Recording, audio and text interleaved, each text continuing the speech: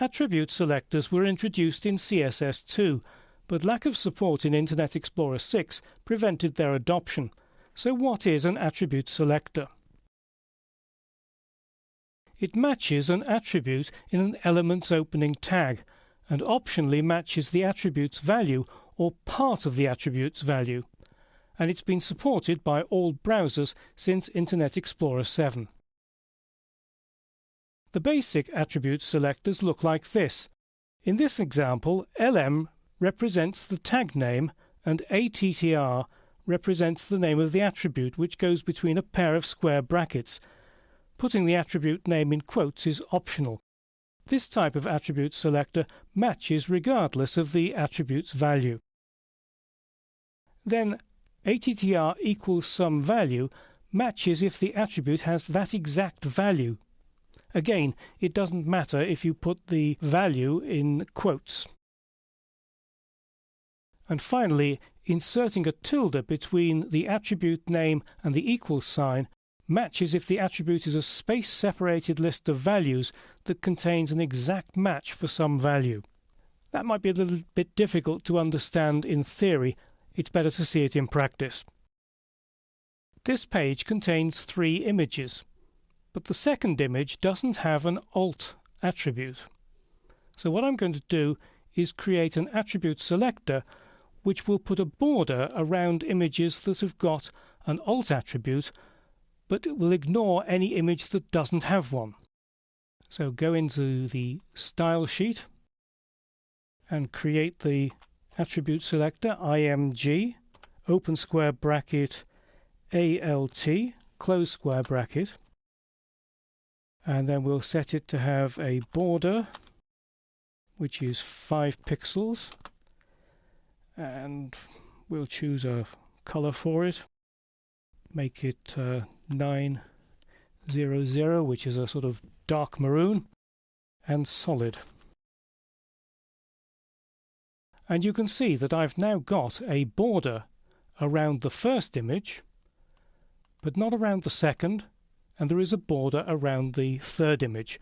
And that's purely and simply because those 2 images have got alt attributes, the second image doesn't have one, so therefore the style is not applied to it. Targeting an attribute with a specific value has many practical uses.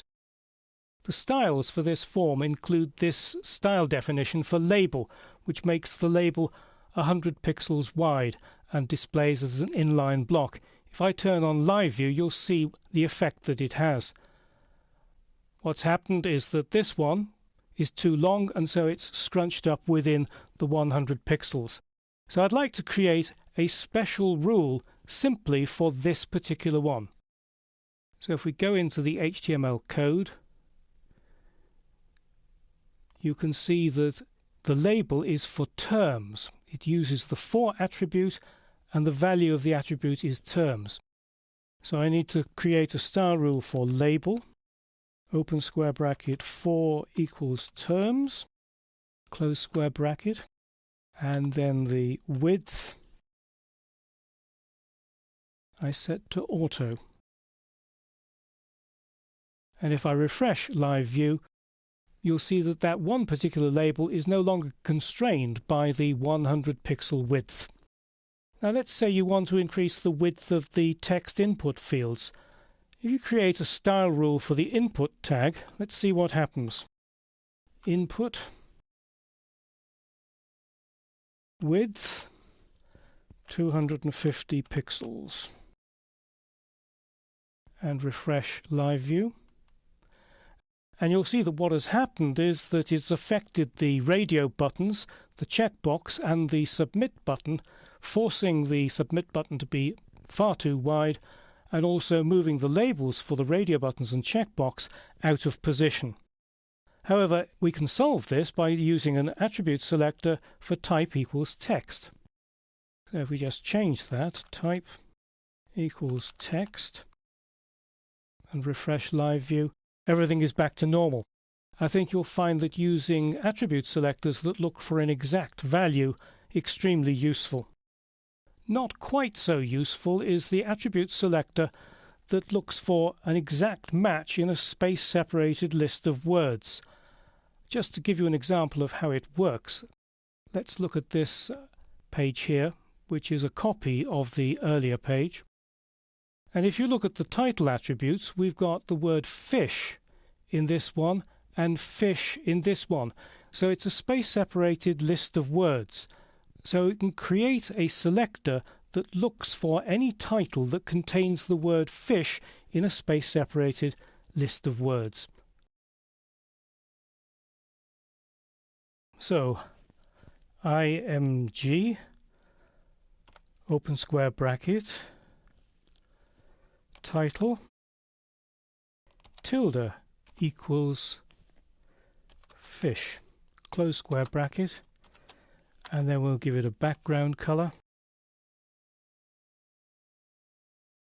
of FF9, light yellow color. And there you see that we've now got a background color for the two images that contain fish in the title, but not for the other one because it doesn't contain fish. I don't find this attribute selector particularly useful, but it's available if you need it. Here's a reminder of the 3 attribute selectors covered in this video. To my mind, the most practical is the second one, which matches an element that has a specific attribute and value. I find it particularly useful for styling forms.